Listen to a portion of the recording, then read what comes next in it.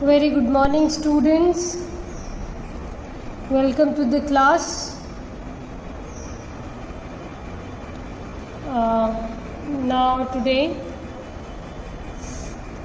we will move one step ahead with mathematical programming with revised simplex method.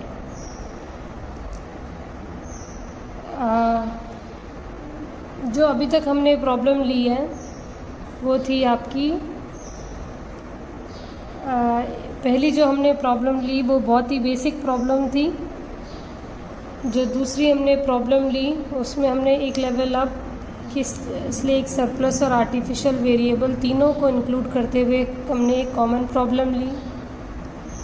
और जो अब हम आज एक प्रॉब्लम लेने जा रहे हैं that is how to deal if we are given with more restrictions, that is more than 3 restrictions.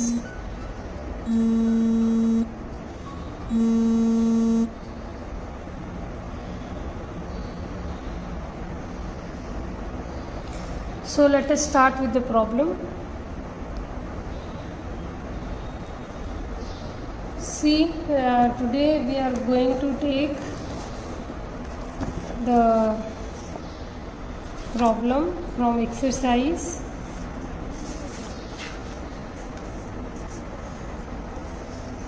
This is the exercise which all the equations you have to do.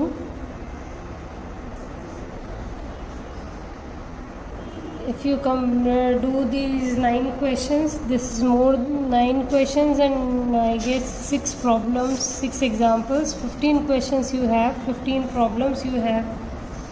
These are not just the 15 example, 15 questions. These are 15 big problems. Okay. So if you find the answers of these or if you reach to the answers of these, it is a big task. So, and if you do this, that practice is more than enough to attempt your paper if you do these 15 questions, 9 this and 4 or 5 examples. Sorry to interrupt you, I will take a break and in the next video we will start the question. Now consider the problem. 2x1 plus x2, 3x1 plus x2 is greater than or equal to 3. 4x1 plus 3x2 is greater than or equal to 6, and the third restriction is added restriction is x1 plus 2x2 is greater than and equals to 2. This is the problem number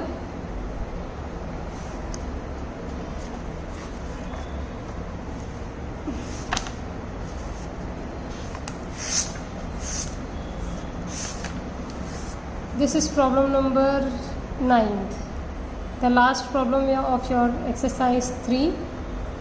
So we are going to solve this problem. This is quite big. This is going to be a big problem. We may solve it into 2 classes or it may take more than 2 classes. So I will try to move fast as we have already done 2 problems of revised simplex method. So see, the problem is of minimization. 2x1 plus x2 subject to the restriction 3x1 plus x2 is greater than or equal to 3, 4x1 plus 3x2 is greater than 6 and x1 plus 2x2 is greater than or equals to 2. So and non-negativity restriction is also there. x1 and x2 is all greater than or is equals to 0. First let us the point to be noticed is that the problem is of maximization. So first of all we have to convert the problem into the problem of maximization. And how to convert the problem into maximization? By multiplying the problem with minus sign. The next is to convert the problem into standard form of simplex. I am writing directly. You see, if we do maximize z, suppose I write it z dash, which will be is equals to maximize z, that will be minus of minimize of z, which will be is equals to minus of 2x1 minus of x2. These all restrictions are in greater than inequality. So first we will add 3 surplus variables, correct? Say x3, x4, x5.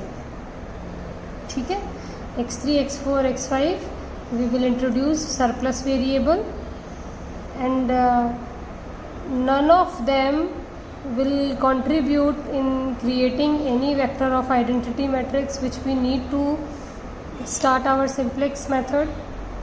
जो हमें initial basis बनाना होता है उसके लिए हमें I2 चाहिए होगा यहाँ पर, ठीक है, I3 चाहिए होगा क्योंकि वो बनता है नंबर ऑफ इक्वेशन से. तो number of equation number m यहाँ पर 3 है, तो हमको I3 चाहिए होगा. I3 में आपके 1 0 0 0 1 0 0 0 1 आपको चाहिए, जो आपको कहीं से भी नहीं मिल रहा. यहाँ से 3 4 1 1 3 2. x3 ऐड करेंगे तो उससे आपको -1 0 0, x4 से 0 -1 0 और x5 से 0 0 -1 मिलेगा. So therefore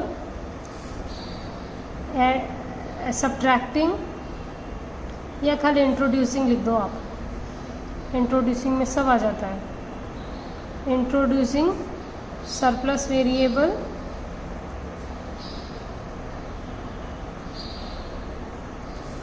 surplus variables, which one?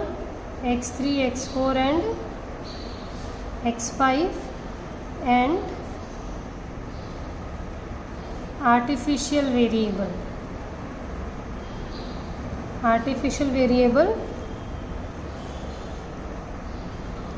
x3, x4, x5 कर लिया हमने, तो x6, x7 and x8. Now you can understand how the problem is going to be a big problem.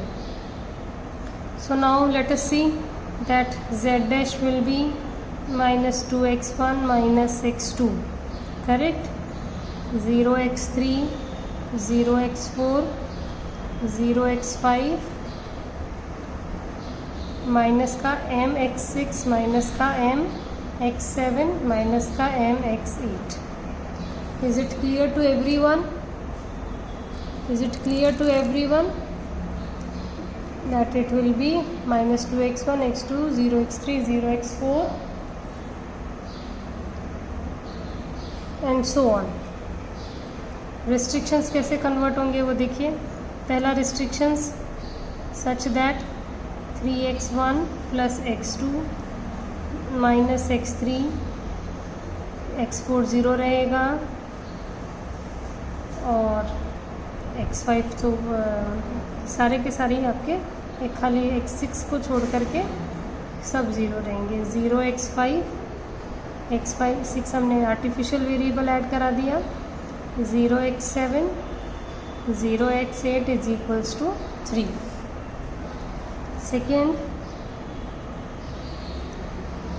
4x1 plus 3x2 plus 0x3 minus x4 plus 0x5 3 4 5, ठीक है. 0x6, इसमें x7 को value देंगे अपन, is equals to 6. Third is x1, third is this x1 plus 2x2, 0x3, 0x4, इसमें x5 minus करेंगे, plus 0x6 plus 0x7 plus x8 is equals to 2 such that all xi's are greater than equal to 0, I equal to 1 to 8. This is your standard conversion of the form. Clear है? अब इसके आगे देखते हैं हम. यहाँ से देखिए, ये आपको पता ही है x3, x4, x5 आपके सरप्लस हैं और x6, x7, x8 artificial variable है. इन तीनों की कॉस्ट माइनस m है ऑब्जेक्टिव फंक्शन में, इन तीनों की कॉस्ट ऑब्जेक्टिव फंक्शन में 0 है. तो सबसे पहले अपन क्या बनाएंगे, बी कैप इनवर्स, जो कि आपके फार्मूला क्या है, B inverse 0 C B inverse 1। ठीक है, बी इनवर्स आपको पता ही है x6 x7 x8 से मिल रही है, तो इसकी वैल्यू तो आप रख ही दोगे 1 0 0 0 1 0 0 0 1, ये इसके साथ 0 है तो ये तीनों को 0 कर दोगे आप। सी बी इनवर्स आपका रफ में निकलेगा। सी बी इनवर्स कैसे निकलेगा, सी बी इनिशियल बेसिस में कौन से एलिमेंट्स हैं, x6 x7 x8, तो उनका cost -m -m -m।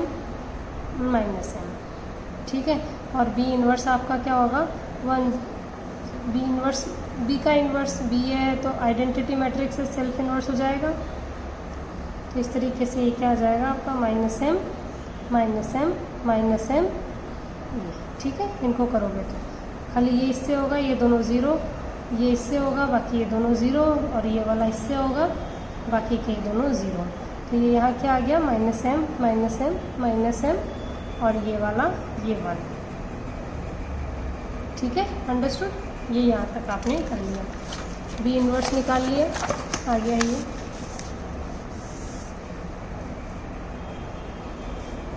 A cap is equals to ए सी। ए की वैल्यू रख लेंगे आप 3 1 -1 0 0 1 0 0। ये x1 x2 ये सरप्लस वेरिएबल, ये आपके उस वेरिएबल्स, इसकी वैल्यू ये होगी, इसकी वैल्यू ये होगी, इसकी ये होगी, इसकी ये होगी, और ये वाली आप आपके x1 x2 की जो वैल्यूज़ हैं 4 3 1 2, और ये 2 1 4 3, ये इसके साथ होगी 1 2, और C आपका माइनस में आ जाएगा सारा, तो आपका 2 1 0 0 0, और इन आर्टिफिशियल वेरिएबल की m और m। ठीक है, ये आप a और -c बनाएंगे। ठीक है, बी कैप आपका हो जाएगा B0, जो आपकी सेट ऑफ रिस्ट्रिक्शंस का जो लेफ्ट हैंड साइड वाला पार्ट था उससे आप बना लोगे। ये दूसरी चीज़ आपने बना ली। अब इसके बाद में आप ऑप्टिमैलिटी टेस्ट लगाओगे। ऑप्टिमैलिटी टेस्ट लगाने का मतलब है आपको ZJ - CJ फाइंड आउट करना है। जैसे ही आप ZJ - CJ की इक्वेशन लगाओगे,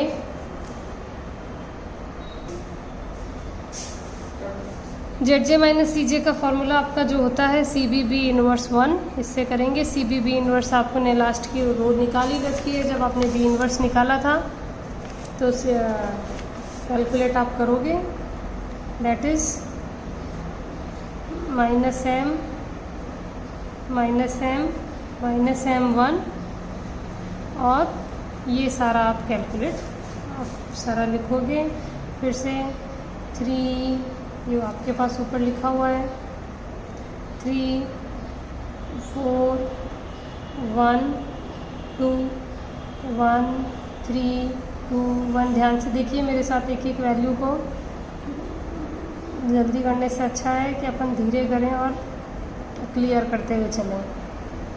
-1 0 0 0 m 0 0 0 0 1 0 m 0 0 1 m।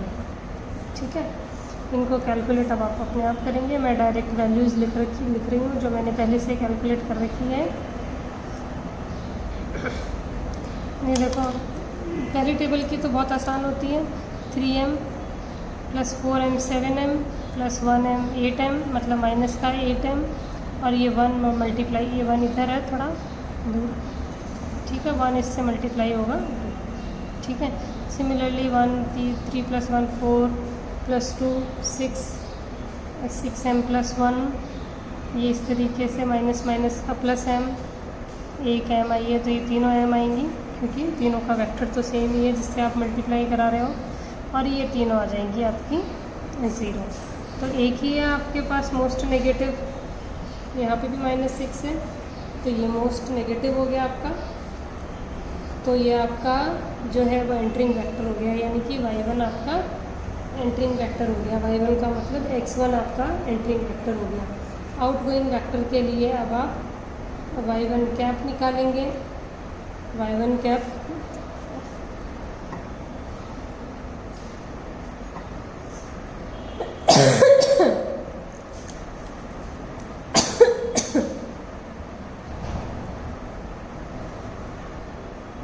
ठीक है, y1 कैप निकालेंगे जिसका फॉर्मूला आपके पास था b कैप का इन्वर्स α1 कैप। α1 कैप आपको पता है ये a-c वाला पार्ट होगा जो आपने नई मैट्रिक्स बना ली। b1 कैप का इन्वर्स आपके पास है ही, लास्ट पेज पे मैंने लिखा था उसको मैं लिख रही हूँ। b1 कैप का इन्वर्स था, पहले तो आइडेंटिटी मैट्रिक्स थी 1 0 0 0 1 0 0 0 1, इसके कॉरस्पॉन्डिंग तीनों वैल्यू 0 थी, और नीचे वाला था -m -m -m 1। ये b1 कैप का इन्वर्स और α1 कैप तो आपके पास है ही, ये रहा सामने 3 4 1 2। ठीक है, इनको हम कैलकुलेट करके y1 कैप का इन्वर्स निकालेंगे। ये वैल्यूज़ आप देखिए, आइडेंटिटी मैट्रिक्स होने के कारण ये आप फटाफट निकाल सकते हैं। ठीक है, 1 3 से मल्टीप्लाई, फिर 0 4 0 1 0 0, तो बेसिकली आपके पास क्या आएगा, ओनली 3। इसमें 4, इसमें 0 3 0 4 1 1 1 1 0 2।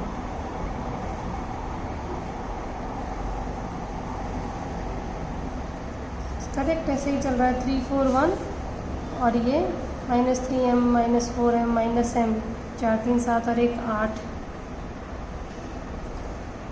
तो माइनस का तो 8m और प्लस का ये 1 2 2।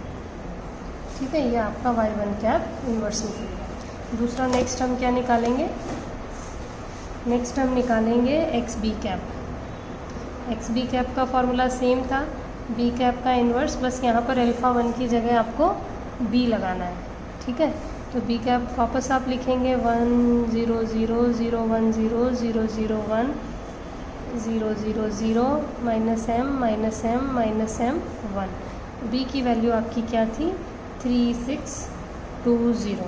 ठीक है, 3 6 2 0, इसको कैलकुलेट करेंगे तो सेम आपके 3 6 2 तो आएगा ही आएगा, क्यों, क्योंकि आइडेंटिटी मैट्रिक्स मेजर पार्ट है, और ये तीनों सेम है, इन तीनों को कर लो। 3 + 6 9 + 2 11, और ये तो 0 हो जाएगा, तो माइनस का 11m। अब आप क्या करेंगे, 3/that क्या, मिनिमम रेशो। मिनिमम रेशो कैसे निकालेंगे, जो भी अपन ने y1 निकाला है उसकी पहली value divided by 3 divided by, चलो मैं टेबल ही बनाती हूँ फिर से। फर्स्ट वैल्यू को फर्स्ट से डिवाइड करेंगे, सेकंड को सेकंड से, एंड सो ऑन, आगे बढ़ते रहेंगे। ठीक है, देखिए एक कॉलम बना लेते हैं अपन,